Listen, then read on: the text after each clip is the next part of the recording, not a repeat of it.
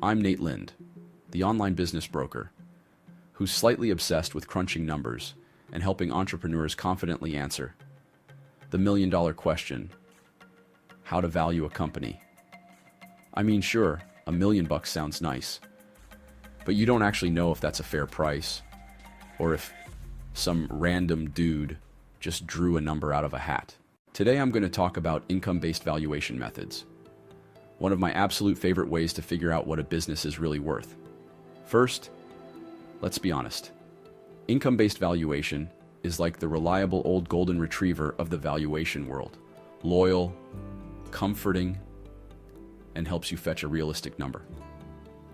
Unlike guessing based on cool factor or the glow-in-the-dark paint in your office, income-based methods rely on cold, hard financial data. The idea is, what kind of cash flow is this business generating, and how certain am I that cash will keep rolling in?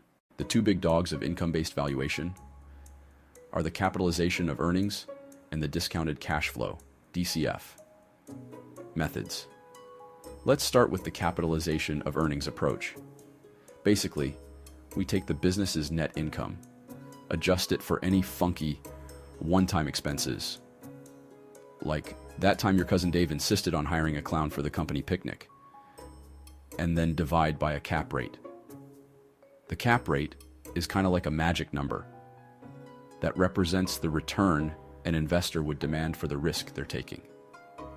The result? A reasonable number you can point to when someone asks, "Hey, how to determine value of a business?" and not sound like you're making it up as you go. Then there's my personal favorite, the discounted cash flow method. If you think forecasting future earnings is like predicting when you'll spot Bigfoot, think again. DCF involves projecting your business's future cash flows. Yep, you heard me. We're telling the future. And then discounting them back to today's dollars. Why discount, you ask? Because a dollar today is worth more than a dollar tomorrow.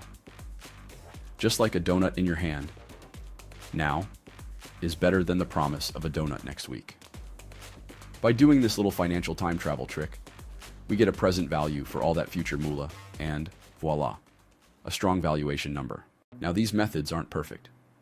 They rely on your assumptions, your forecast accuracy, and your ability to keep your personal feelings about your baby, I mean, your business, out of the equation.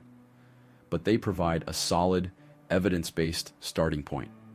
No more doing math on napkins or whispering your company's value under your breath, hoping nobody calls you out.